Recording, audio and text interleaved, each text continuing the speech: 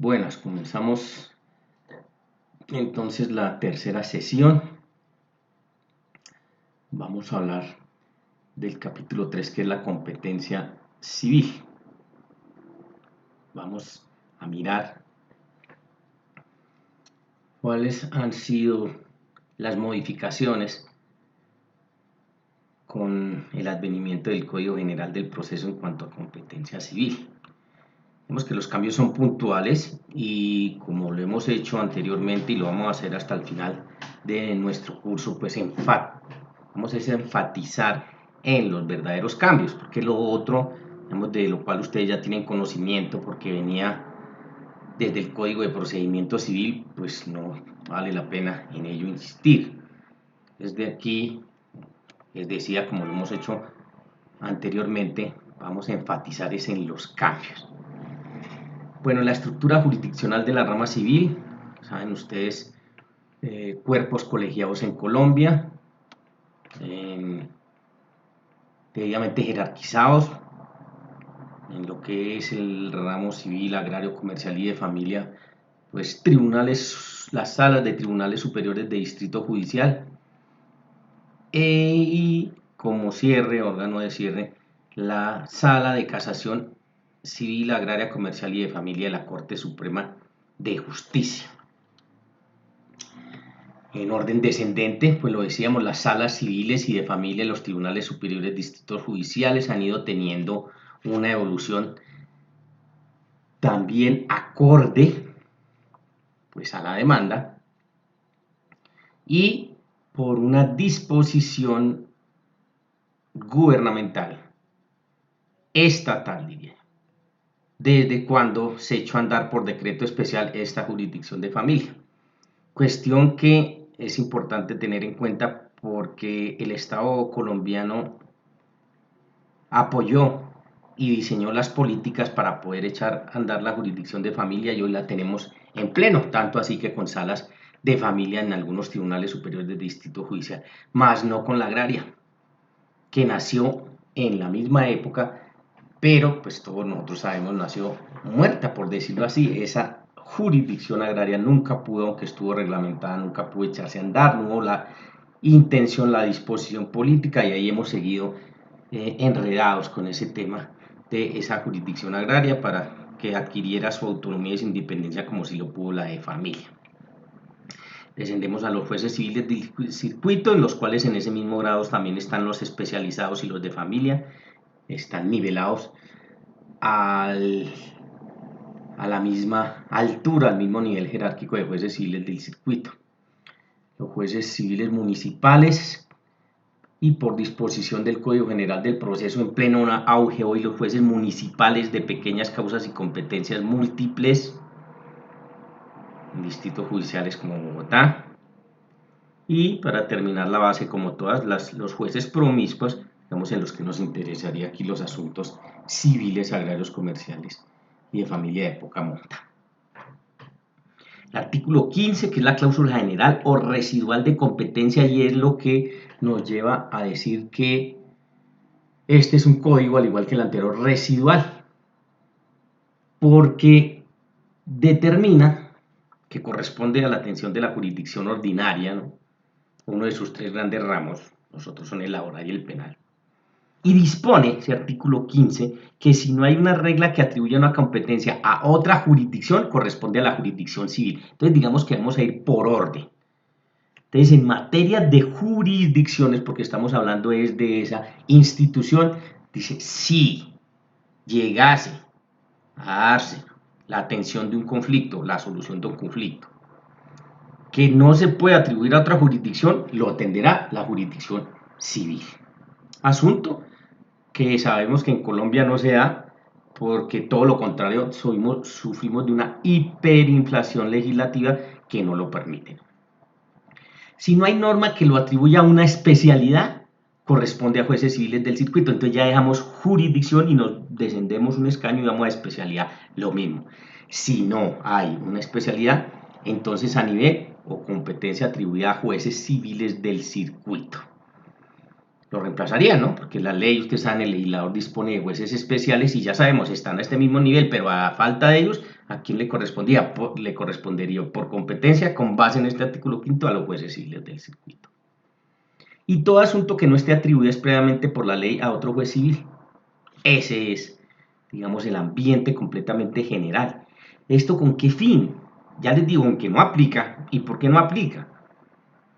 Decíamos, porque hay una hiperinflación legislativa en Colombia que no permite que sea aplicación, pero el legislador, en aras de prever que como función primordial del Estado es atender los conflictos, solucionar los conflictos, por eso dice este artículo 5, en algún evento que pase, torna una jurisdicción, a una especialidad, o que no esté atribuido expresamente por el asunto a otro juez, por ley, a otro juez civil, pues aquí entonces asume competencia. El artículo 29. Prelación de la competencia. Es el que nos determina y nos dice en el ejercicio de los factores de competencia eso cómo aplica. Eso está arreglado. No es para nada nuevo. Es prevalente la competencia establecida en consideración a la calidad de las partes. De ahí que cuando nosotros vamos a mirar a quién le corresponde ser nuestro juez natural, siempre hay que dar dos pasos que por costumbre pues nos hemos ido acostumbrando y a medida que vamos adquiriendo experiencia pues lo hacemos mecánicamente. Pero lo primero que se mira es la institución jurisdicción. Uno primero ubica el conflicto en la jurisdicción correspondiente.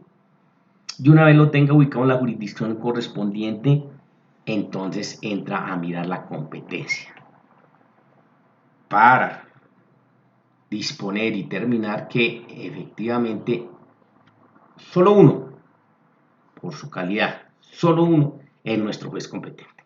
Y nosotros tenemos que llegar allí. ¿Cómo llegamos allí? Con un barrido adecuado de los factores de competencia. Sabemos que los factores de competencia son aquellas circunstancias que se presentan para efectivamente poderlos atribuir con un orden reglado y ordenado por el artículo 29 de la Constitución. Y entonces nos dice que es prevalente el factor subjetivo de la competencia sobre todos los demás.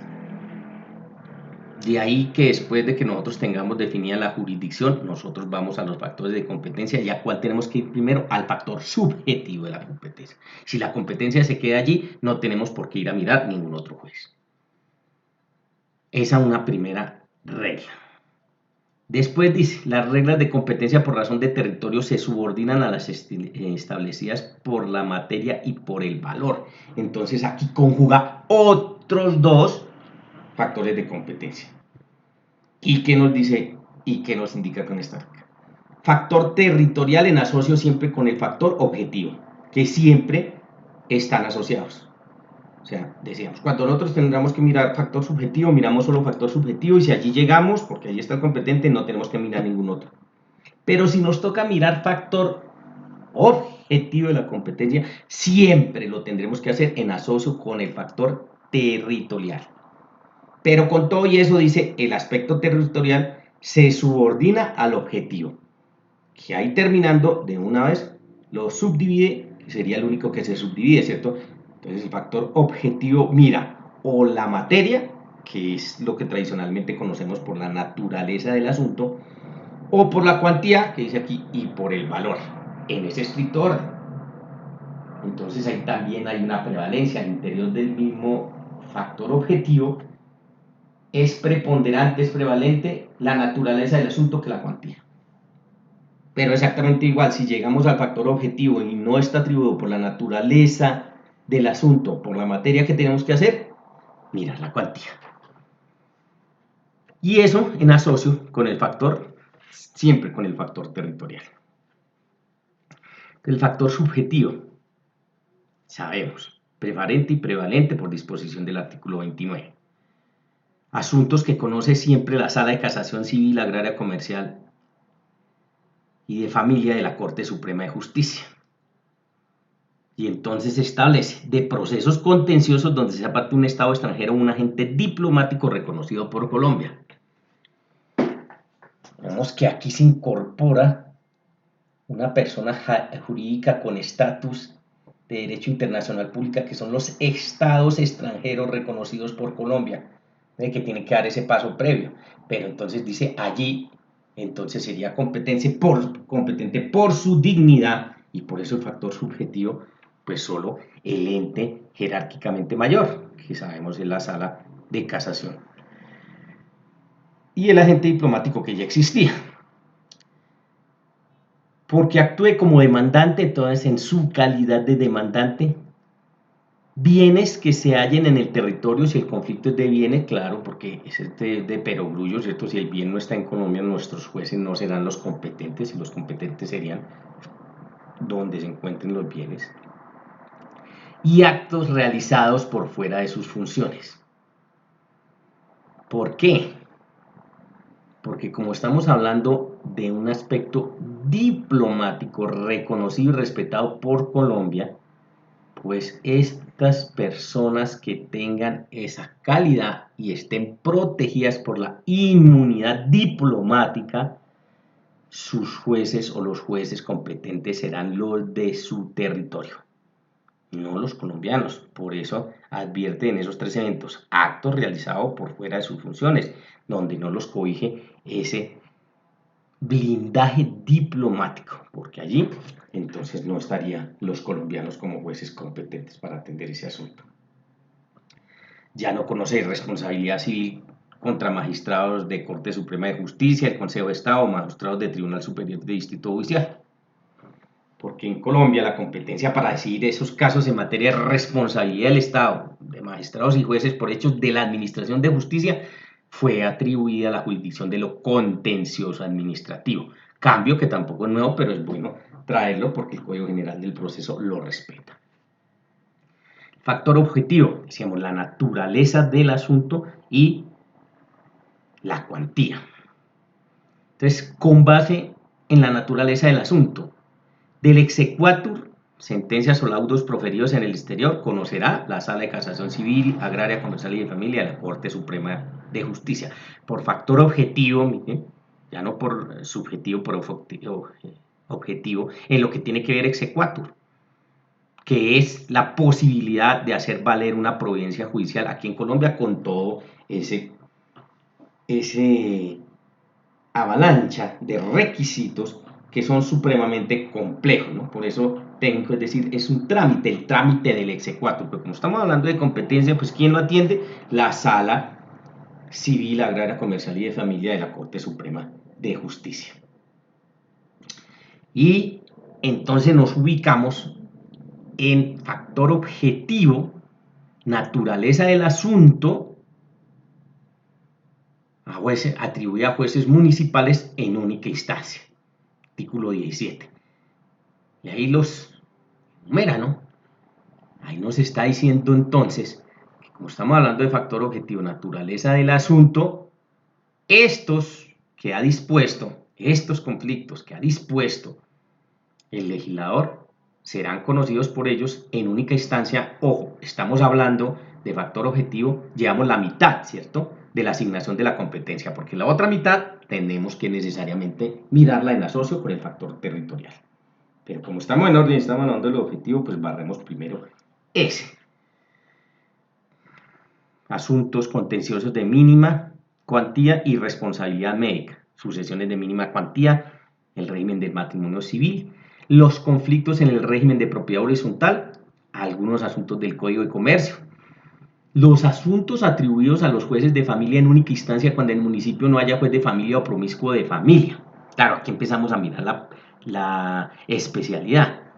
Y para no dejar esos asuntos por fuera, entonces, aunque están atribuidos por ley a jueces de familia, hay en única instancia y hay en primera instancia, adelante lo veremos.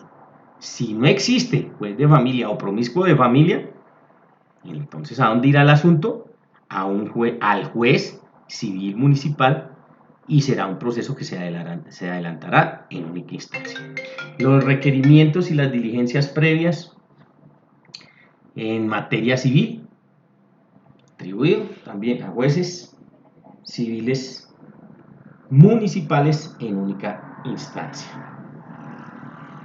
La disposición especial que ordena al juez resolver con conocimiento de causa breve y sumariamente a su prudente juicio a manera de árbitro tiene que ver mucho con el factor general, residual, ¿no? Porque aquí implica también y le dice, mire que no es taxativo.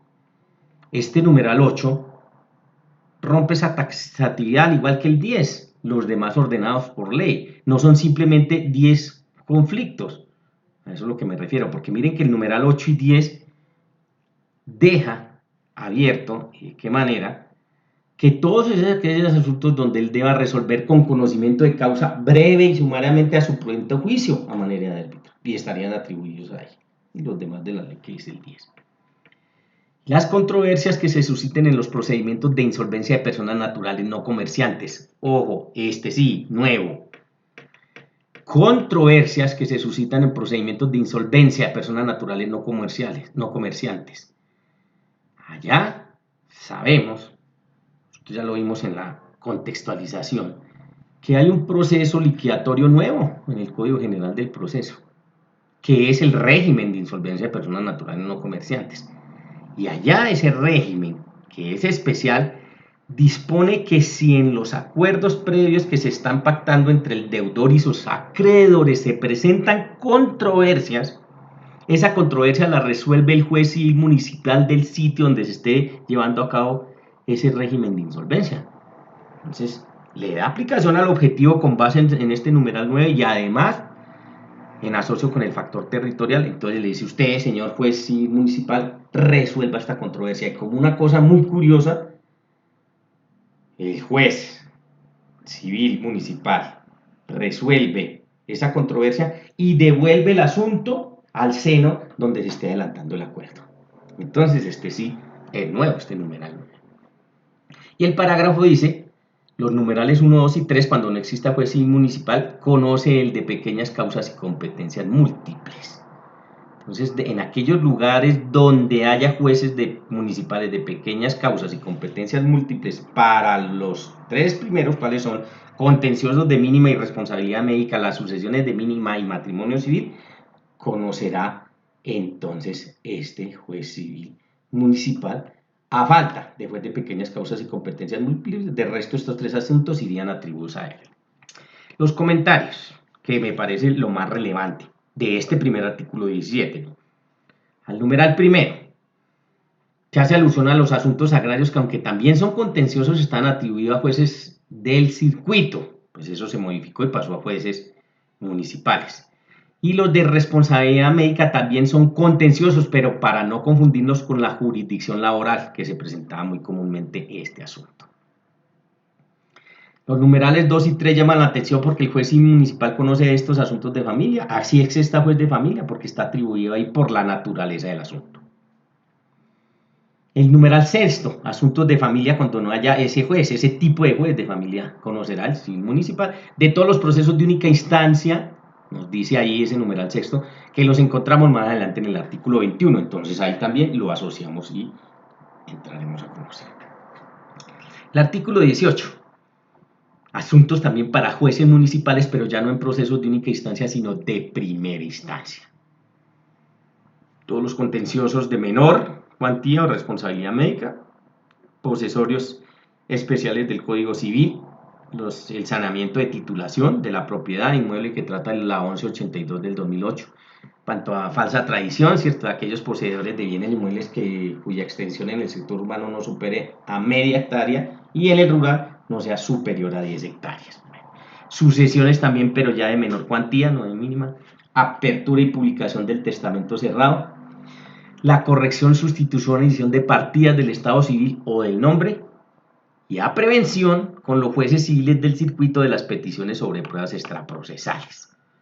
Entonces, asunto que también tenemos en cuenta porque a prevención, ¿qué significa la competencia a prevención?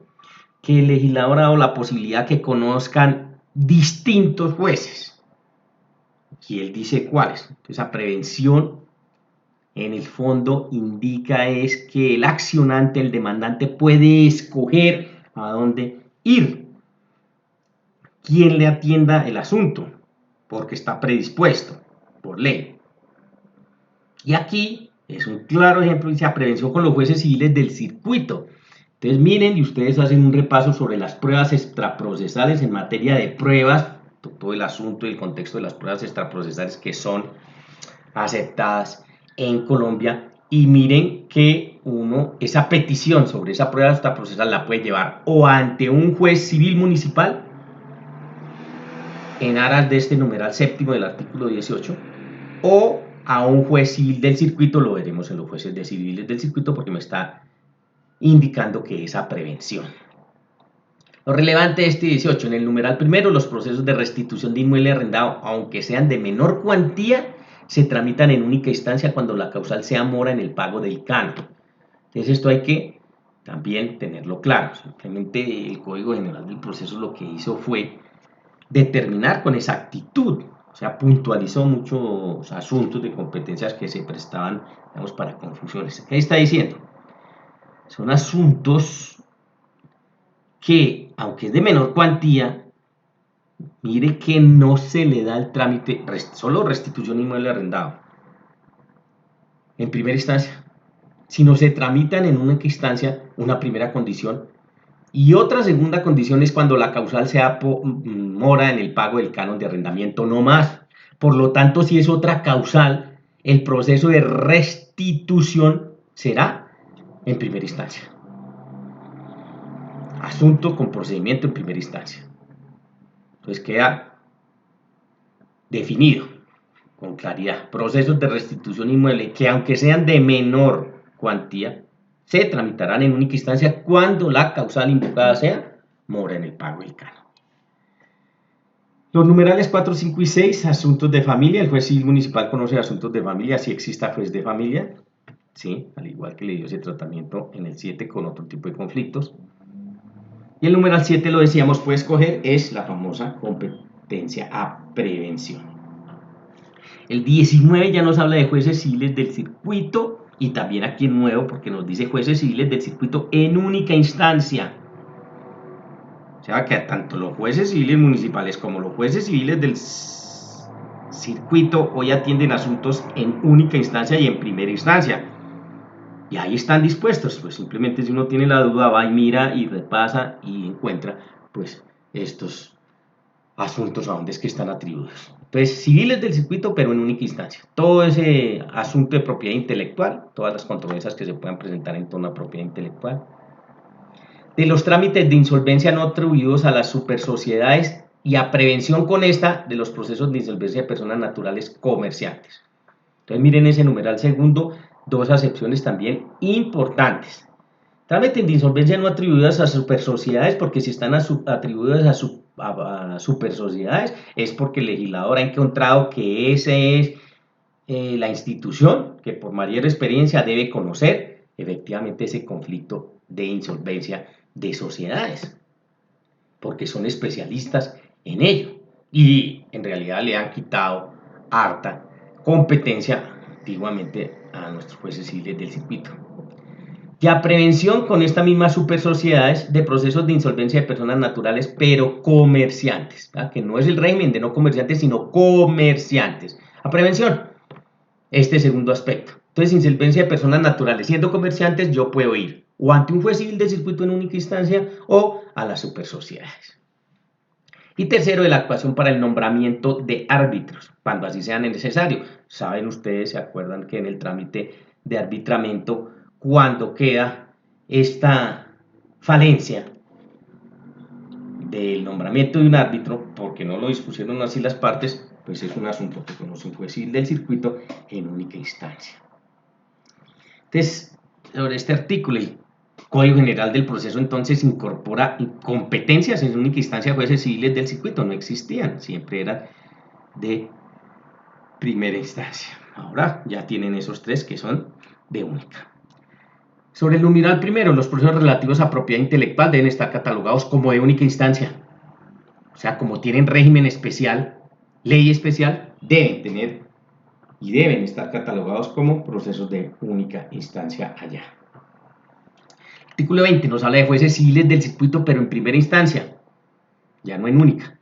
Contenciosos de mayor cuantía, responsabilidad médica, propiedad intelectual, que no está involucrada en las características del 19, competencia desleal, contratos de sociedad, personas jurídicas de derecho privado en cuanto a nulidades, disoluciones y liquidaciones, el proceso de expropiación, los asuntos de jueces de familia, pero en primera instancia donde no haya jueces de familia, las acciones populares y de grupo, la impugnación de actas y asambleas, los procesos de mayor cuantía relacionados con los derechos del consumidor, de mayor cuantía, y a prevención con los jueces civiles municipales de las peticiones sobre pruebas extraprocesales. Entonces aquí se la asocio para que guarde coherencia, en la cual usted puede ir o al juez civil del circuito en petición de una prueba extraprocesal o al juez civil municipal, como usted escoja, de acuerdo a los numerales de los dos distintos artículos. El 11, los demás procesos o asuntos que no estén atribuidos a otros jueces, en asocio con el 15 que ya vimos, las reglas de disposiciones de generales, de competencia general o residual. Comentarios a este artículo 20. Del numeral primero, los procesos de restitución de inmueble arrendado, aunque sean de mayor cuantía, se tramitan en única instancia cuando la causal sea mora en el pago del canon. Para concluir que los procesos de restitución inmueble, sin importar que sean de mínima, menor o mayor, siempre irán en única instancia cuando la causal sea mora en el pago del canon. Numeral segundo, asuntos relacionados con propiedad intelectual, se exceptúan los de la jurisdicción contenciosa administrativa y los de única instancia. Claro, porque ya los de única instancia los veíamos, están atribuidos en el artículo 19 también a jueces civiles del circuito, pero en procedimientos de única instancia. El numeral sexto, circuitos judiciales donde no haya juez de familia. Los asuntos atribuidos a ellos, en primera instancia, conocen los jueces civiles del circuito. Sí, fíjense a ellas lo mismo, pero entonces aquí ya no en única, sino en primera instancia. Y el numeral 11 complementa la cláusula general de competencia del artículo 15, ya lo decíamos, aquellos otros que no estén atribuidos. En asuntos de familia, tenemos los artículos 21 y 22 que se dio a la tarea, me parece que fue acertado, disponer cuáles asuntos van en única instancia el 21 y en primera instancia en asuntos de familia. Funciones jurisdiccionales por parte de autoridades administrativas les corresponde a las superintendencias, artículo 24, lo veíamos. El numeral 4 de ese artículo 24 se declaró inexequible lo de las funciones judiciales a cargo del Ministerio de Justicia y del Derecho. Estas fueron las primeras disposiciones, digámoslo así, analizadas por Corte Constitucional que del Código General del Proceso se cayeron. Y era esta intención de que el Ministerio de Justicia y del Derecho estuviera legitimado por activa para atender algunos asuntos de pertenencia, pero ahí lo pueden mirar, pueden buscar numeral 4 de ese artículo 24 original que fue declarado inexequible. Competencia prevención, saben ustedes, no existen funciones exclusivas para las autoridades administrativas. El interesado, si quiere, puede acudir a la jurisdicción ordinaria, puede hacerlo porque esa prevención, o si no, pues a esas autoridades administrativas.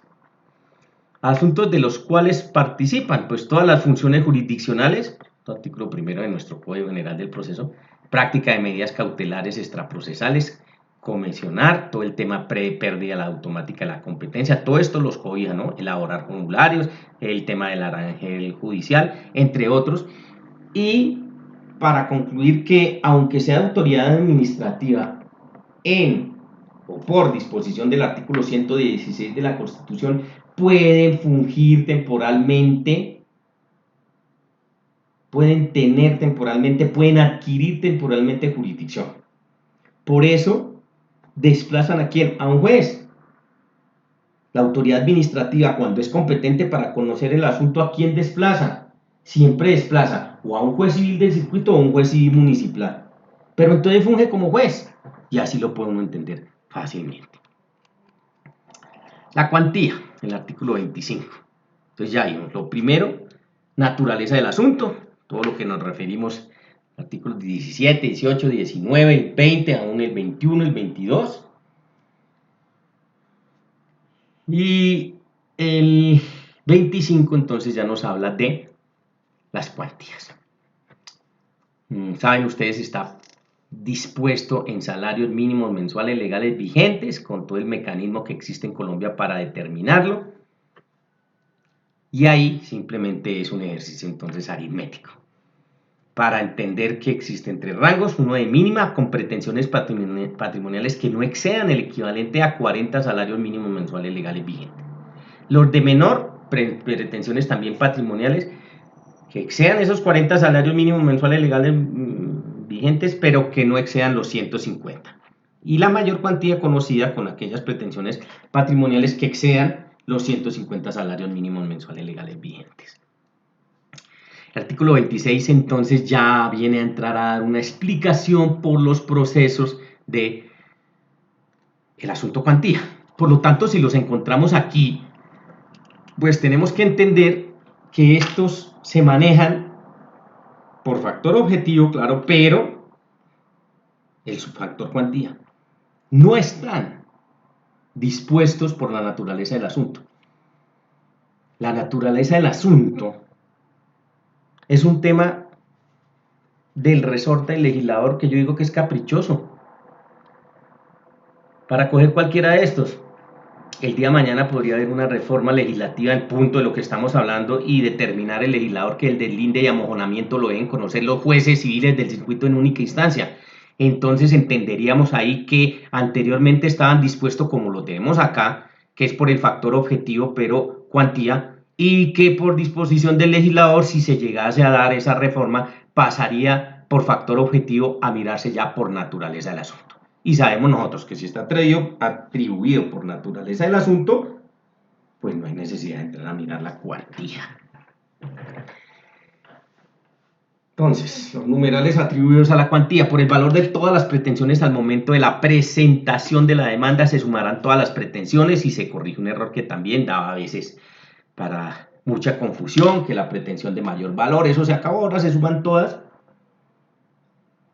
Ya al sumarlas sabemos, y como estamos mirando cuantías, sabremos si estamos en el rango de la mínima, el rango de la menor o el rango de la mayor, entendiendo que ha dispuesto el legislador que en materia civil y sus afines, los asuntos de mayor cuantía los conocerán los jueces civiles del circuito o sus afines, y los asuntos de menor y mínima cuantía los atenderán y los conocerán los jueces civiles municipales. Entonces ese primero ya se suman todas las pretensiones y ahí se dispone. El proceso de deslinde y amojonamiento, porque de ahí en adelante empieza un trabajo por el conflicto totalmente determinado. Deslinde y amojonamiento: por el valor del avalúo catastral del predio en poder del demandante. Al avalúo catastral, mire que se le dio realce ahora, es al avalúo catastral, y con base en él también para disponer de competencia pues aplica. Pertenencia: saneamiento de titulación y posesorios por el valor del avalúo catastral del predio.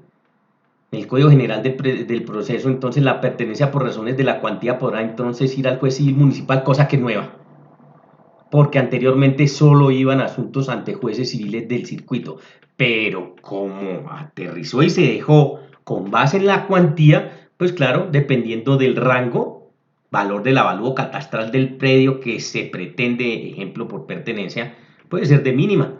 Y entonces, ¿a dónde irá? A un juez civil municipal en única instancia del sitio donde esté el bien que se va a optar por pertenencia. Entonces eso también modificó en materia de pertenencia.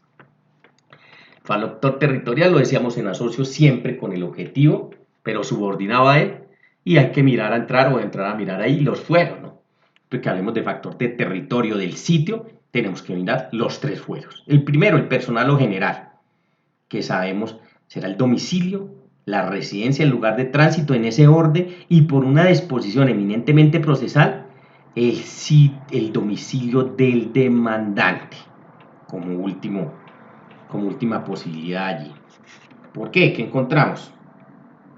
Primero, domicilio, que saben ustedes que es una entidad más amplia que la residencia, pero si no encontramos domicilio tenemos que entonces empezar a descender la residencia. Habrá algunos eventos que hoy no son pocos: lugar de tránsito, Y les decía por último, a falta de ellos tres, el domicilio del demandante. ¿Por qué?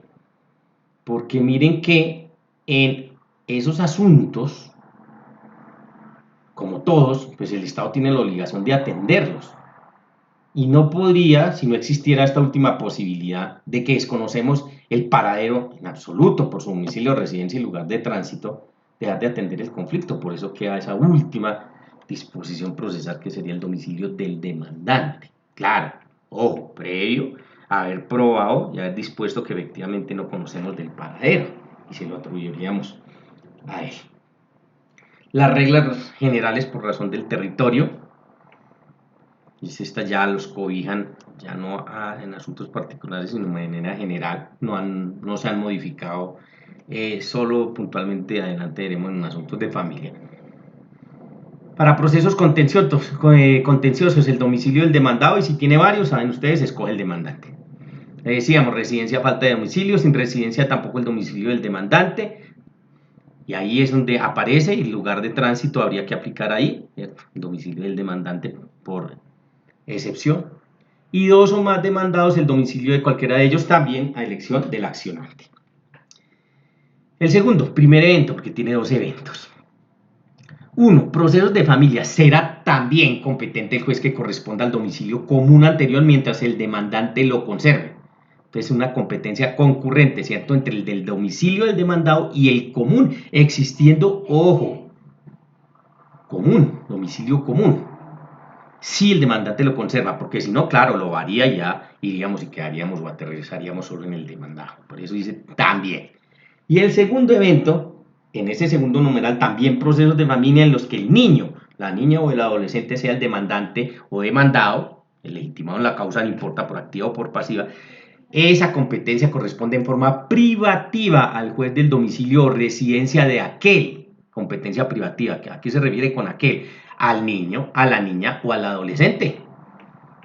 También en asocio con nuestra constitución política de la prevalencia de los derechos de los niños sobre los demás. Y aquí es otro claro ejemplo, ¿no? El segundo evento de este segundo numeral, entonces nos dice que de manera privativa será el juez del domicilio o residencia el que favorece la constitución, el niño, la niña o el adolescente. Numeral tercero, en los procesos originados en un negocio jurídico o que involucren títulos ejecutivos es también, vuelve a aparecer la palabra también competente, el juez del lugar de cumplimiento de cualquiera de las obligaciones. También otro ejemplo de competencia concurrente. Cuarto, procesos de sociedades, es competente el juez de domicilio principal de la sociedad, ¿no?, cuando el asunto sea y comprometa a toda la sociedad, hablando de las reglas generales por el territorio. En los procesos, el numeral quinto, en los procesos contra una persona jurídica es competente el juez de su domicilio principal. Y si es una agencia, sucursal o como se llame, se puede en el domicilio principal o en la agencia o sucursal. Pues ahí ya también se hizo claridad y no era el eterno problema que solo era el representante legal donde existiese y el asunto se hubiese presentado en una sucursal o agencia.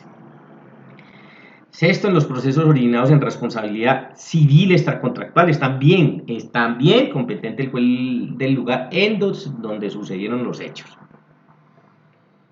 El séptimo, en los procesos en que se ejerciten derechos reales, o sea, sobre bienes, será competente de modo privativo el juez del lugar donde estén ubicados los bienes. Y si se hallan en distintas circunscripciones territoriales, el de cualquiera de ellas a elección del demandante. Esto no es nuevo, esto también lo sabíamos en asuntos de competencia cuando el conflicto versa sobre bienes sobre bienes inmuebles, sobre todo sobre los cuales puedan, por su extensión, estar ubicados en distintas circunscripciones, pues obvio no podría ir a los dos jueces de las dos circunscripciones, le da la posibilidad que elija el demandante. Numeral 8, en los procesos concursales y de insolvencia será competente de manera privativa también el juez del domicilio del deudor, en aras y en protección del deudor, y digamos que el régimen de insolvencia se ha manejado de esa manera con ciertas críticas, pero se sigue manteniendo y se entiende que el extremo débil y la situación de insolvencia se presenta en cabeza del deudor, para no hacerse la más gravosa, pues de manera privativa por sitio en donde tenga el domicilio el deudor. El noveno, en los procesos en que la nación sea demandante es competente el juez que corresponda a la cabecera de distrito judicial del domicilio del demandado, y en los que la nación sea demandada, el del domicilio que corresponde a la cabecera del distrito judicial del demandante. Simplemente establecerlo. En los procesos, la décima, en el numeral décimo, en los procesos contenciosos en que sea parte una entidad territorial o una entidad descentralizada por servicios o cualquier otra entidad pública que no tenga el carácter nacional, conocerá en forma privativa el juez del domicilio de la respectiva entidad, sea municipal, descentralizada, en fin. Numeral 11, en los procesos de propiedad intelectual y de competencia desleal es también competente el juez del lugar donde se haya violado el derecho o realizado el acto, o se haya realizado el acto, competencia concurrente. Numeral 12, en los de sucesión será competente el juez del último domicilio del causante en el territorio nacional, y en caso de que su muerte hubiere tenido varios, el que corresponda al asunto principal de sus negocios. 3, en los procesos de jurisdicción voluntaria se establecen unas reglas para la competencia, ¿no? En los de guarda de niños, niñas o adolescentes será competente el juez de la residencia del incapaz, régimen general, ya lo veíamos. En los de declaración de ausencia o muerte por desaparecimiento, el juez del último domicilio que el ausente o el desaparecido haya en territorio nacional, que saben ustedes es un requisito de la demanda, el que hay que consignar bajo la gravedad de juramento, además de cumplir con todo el régimen publicitario. Y en los demás casos de jurisdicción voluntaria, el juez del domicilio de quien promueva, o sea, del accionante. ¿Por qué? ¿Por qué rompe, digamos, la regla general ahí del demandado? Porque acuérdense que en los procesos de jurisdicción voluntaria técnicamente no hay demandado, entonces allí, pues, en el domicilio del accionante, por eso es que lo modifica en comparación con todos los otros tipos de procesos. Y el numeral 14, para la práctica de pruebas extraprocesales de requerimientos, diligencias varias en materia civil, ¿cierto?, agraria, comercial o de familia, será competente el juez del lugar donde deba practicarse la prueba o del domicilio de la persona con quien debe cumplirse el acto, según el caso, según lo que se trate en el asunto del conflicto que se lleva a cabo. Ese es el fuero general o personal. Los otros fueros, el fuero real, el fuero contractual, encontramos ahí los ejemplos en el que acabamos de ver, los retoman, numeral 6 y séptimo del artículo 28 en relación con los bienes, y el numeral tercero de este mismo 28 en cuanto al contractual, que dice también, y maneja la palabra también para fuero, para competencia concurrente. Factor funcional, o sea, estos tres primeros, el subjetivo, el objetivo y el territorial, nos disponen de la competencia y de la atención del asunto cuando es llevado por primera vez, digámoslo así, u originalmente a la rama judicial. Porque el factor funcional, como bien saben ustedes, tiene que ver con el funcionamiento de la rama, deriva de situaciones que se presenten cuando aparece el conflicto, sobre todo en materia de recursos. Y todos nosotros aquí sabemos que en materia de recursos, y estamos hablando de estos tres primeros numerales, pues no hay la posibilidad de que existan, sino una vez se haya dado una primera actuación, ya sea en única instancia, ya sea en primera instancia, y que exista una sentencia o una providencia judicial, porque también cae sobre autos. Pero vean que tiene que haber un previo. ¿Cuál es el previo? Que exista una providencia judicial con la cual nosotros no estemos de acuerdo y procedería el recurso, de lo contrario no. Entonces, por factor funcional, por el funcionamiento de la rama judicial en materia de recursos, pues la sala de casación civil, agraria y de familia, artículo 30, Corte Suprema de Justicia de conoce. Del recurso de casación, solo él y exclusivamente él, ¿no? Del recurso de revisión de sentencias de ellos mismos, de esa misma sala de casación civil, agraria, comercial y de familia, o las que provengan de tribunales superiores de distrito judicial. Los laudos arbitrales que no pertenezcan o de los cuales no sea competente los jueces contenciosos administrativos. Del recurso de queja cuando se niega casación, que provengan de salas de tribunales superiores de distrito judicial o del circuito. Acuérdense que el recurso de queja procede cuando se niega apelación o cuando se niega casación. Aquí, como estamos hablando del artículo 30, estamos hablando que por factor o de qué conoce por factor funcional la Corte Suprema de Justicia cuando se niegue casación, no apelación. Eso lo veremos allá en esos otros eventos, no los conoce la Corte Suprema de Justicia. Lo decíamos del trámite del exequatur, laudos arbitrales o sentencias proferidas en el exterior. Sabíamos, ¿cierto? Por factor objetiva naturaleza del asunto. De los procesos contenciosos donde sea parte otro Estado extranjero reconocido. Y de la remisión de procesos o actuaciones entre distintos tribunales. Y ellos serían los competentes para conocer. Ahora, descendemos. Tribunales superiores de distrito judiciales, salas civiles, artículos 31. De la segunda instancia de los jueces civiles del circuito, de la segunda instancia de autoridades administrativas que desplacen a un juez del circuito, porque vean que se atiende el asunto ante la autoridad administrativa, pero es susceptible del recurso de apelación. Segunda instancia, ¿quién es? La sala civil del Tribunal Superior del Distrito Judicial, dependiendo del sitio.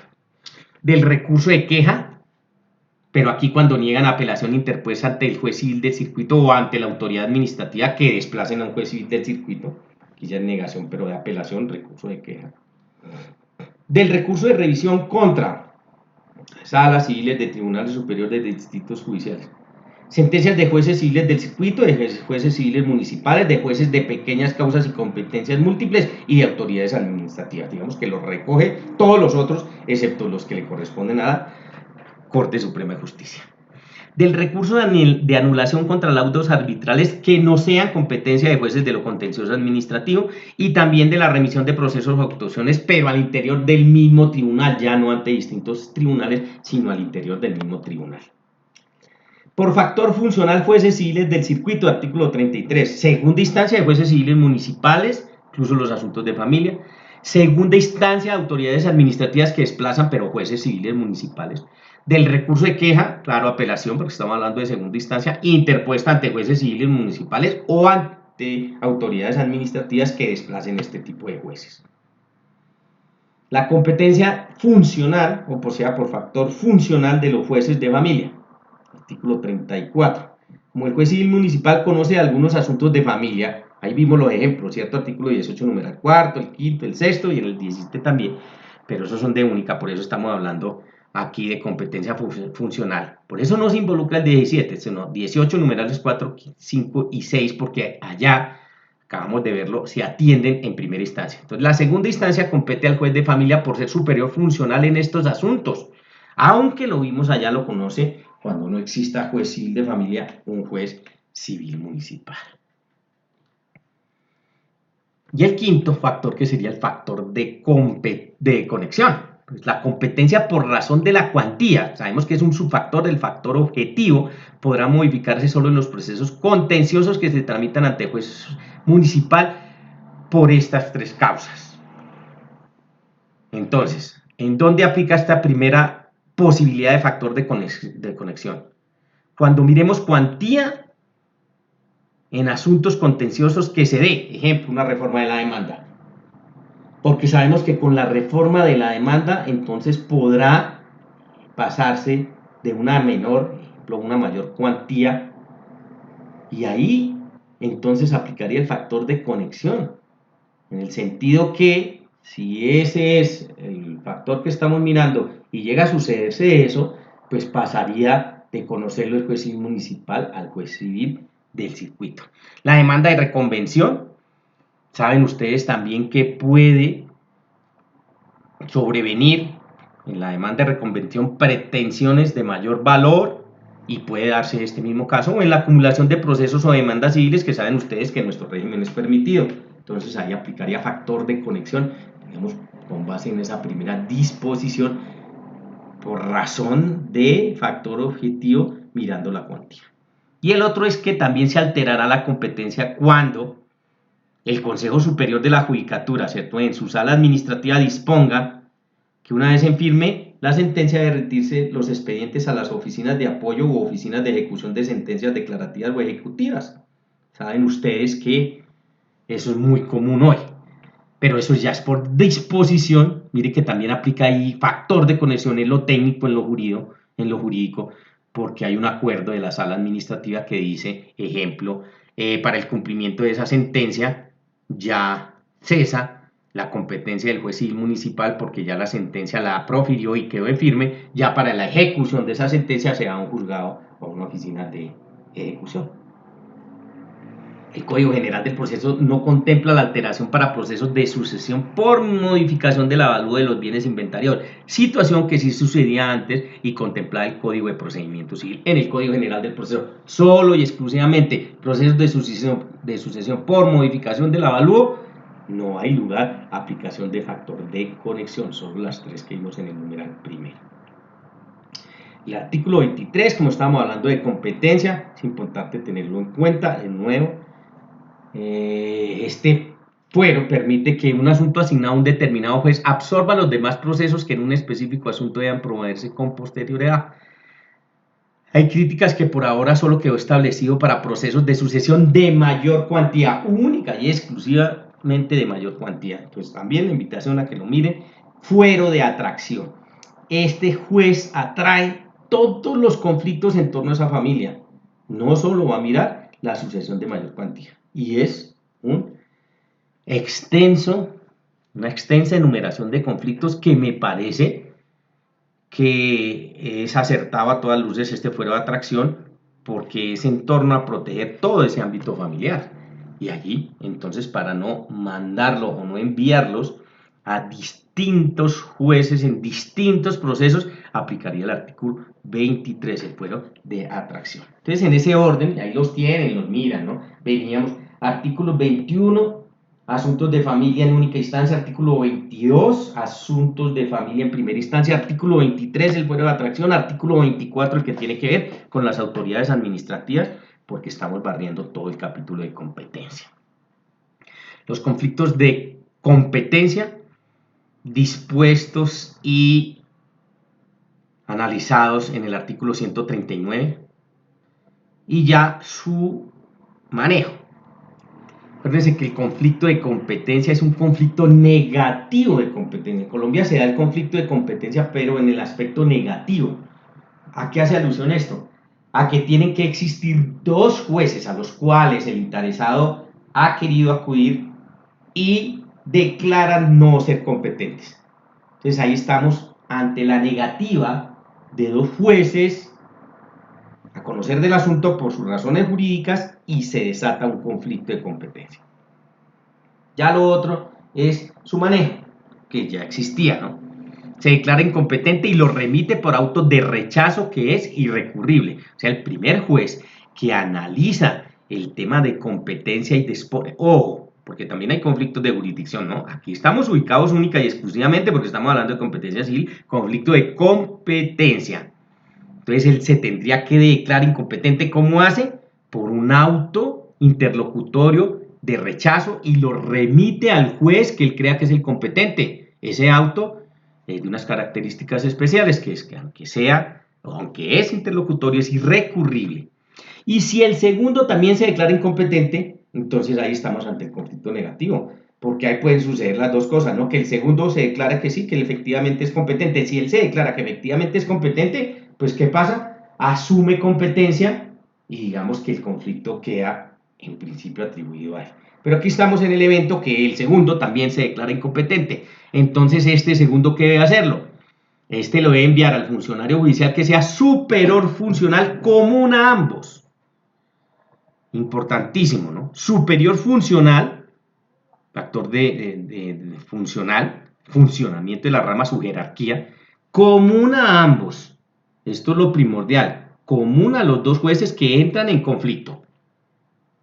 Porque el proceso puede, ejemplo, ir a un juez civil del circuito, pero el asunto también puede ir a la sala de casación civil, agraria, comercial y de familia de la Corte Suprema de Justicia, porque tiene que ser común a ambos. Entonces hay que tener cuidado porque si son de distintos distritos judiciales, eso puede escalar, inclusive hasta la Corte. La incompetencia es saneable, salvo por los factores subjetivo y funcional.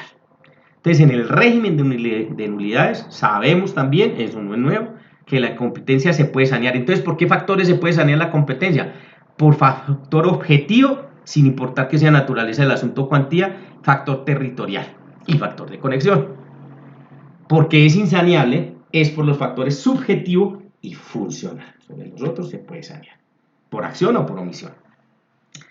Si la actuación le es remitido por alguno de sus superiores funcionales, no se puede declarar incompetente. O sea, aquí se está refiriendo que resuelve de plano ese superior funcional común a los dos, ordena remitirlo sin recurso, no le cae ningún recurso, y no se puede declarar incompetente nuevamente si ya fue al superior funcional y el superior funcional tomó la decisión y si usted es el competente para conocer, no se puede negar a hacerlo y lo tiene que conocer, aunque no lo comparta.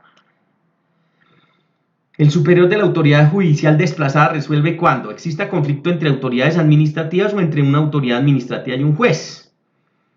Porque si es superior de la autoridad judicial desplazada, entonces hay que tener en cuenta entre autoridades administrativas, ¿cierto? Porque las autoridades administrativas no tienen superior jerárquico, superior funcional, porque ellos no hacen parte de la rama judicial. Pero entonces vamos al régimen de rama judicial. La declaración de incompetencia no afecta la validez de la actuación cumplida hasta entonces. Esto lo precisó también el Código General del Proceso y me parece acertado y sano, porque no es un asunto de las partes. Entonces no afecta la validez de la actuación hasta donde se llegue. Y para terminar el régimen de competencia, pues la figura de la comisión que se sigue conservando entre nosotros y existe, ¿no? Artículos 37 al 41. El juez solo lo hará por excepción. Claro, la figura de la comisión, comisionar, que tiene que ver directamente con la delegación, ¿cierto?, de la competencia, que en principio es indelegable, pero por excepción puede ser. ¿Y cómo se hace? A través de la figura de la comisión.